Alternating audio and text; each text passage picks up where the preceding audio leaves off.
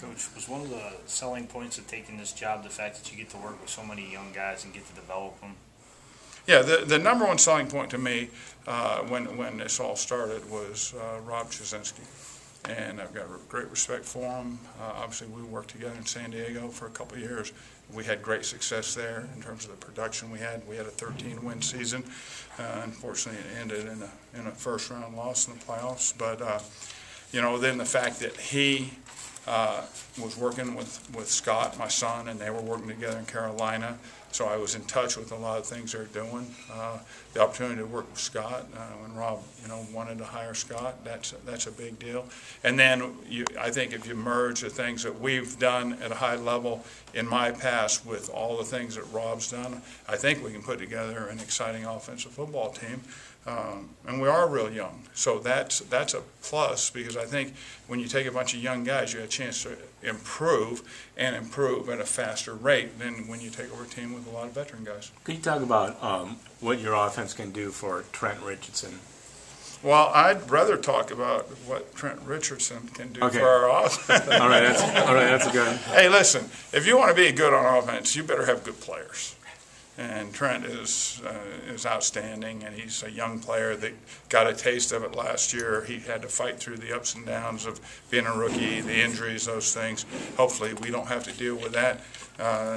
And he can make that big step that guys do from year one to year two. And if you have a guy like Trent that you can build things around, you take a lot of pressure off your offensive line, you take a lot of pressure off your quarterback, take a lot of pressure off your passing game.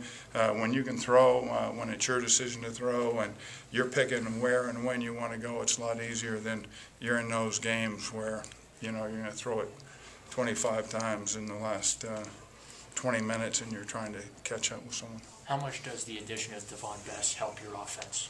Not just your receivers, but your quarterbacks. Yeah, I tend to, I think bringing in players and think they're going to coach or help coach your guys is way overrated. I like Devon Best because he brings in a guy that's really experienced and he knows how to play football, and he's going to be a very productive player.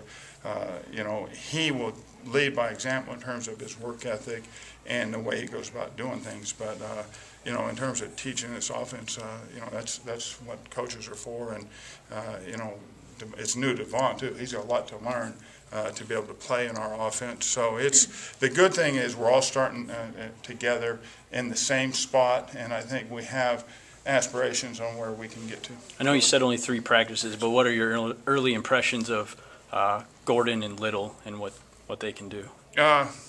When we came in from San Diego on that miserably cold and rainy day, I stood about as far as I am from you to Josh Gordon, and I said, wow. I said, now I know why they took him.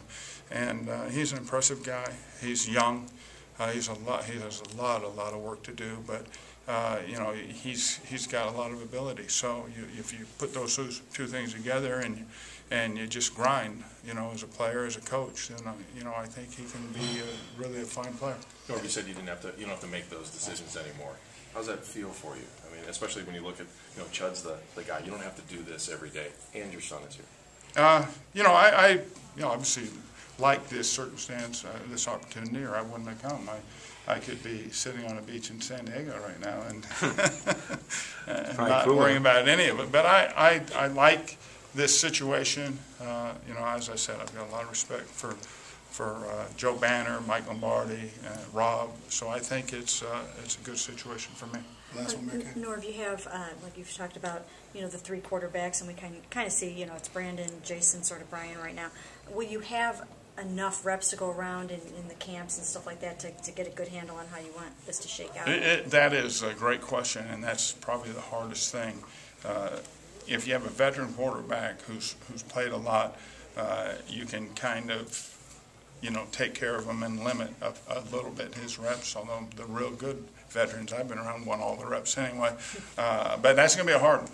That's going to be a real hard one, and that's one of the reasons having a guy like Jason Campbell, he's played so much, you hope maybe he doesn't, once we get going with everything we're doing, doesn't need as many reps as maybe a young guy does. But, my experience with young quarterbacks, the guys in the second year, you need all the reps you can get. Can you ask one more?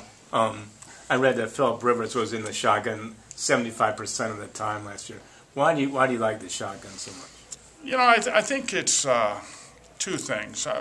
That's more than I would normally think we'd be. We got behind in a number of games where you're playing catch up, and that's the quickest way to get the ball thrown. We've gotten to where we run the ball pretty well out of the shotgun, so that helps. I think in this day and age in third down, with all the exotic blitzes you see, all the A-gap blitzes, all the people coming up inside, all the different looks, I just think you get the quarterback a little bit more removed from the rush, and it might just be a tick more, but just a little bit of time gives them a chance to either see or get the ball out.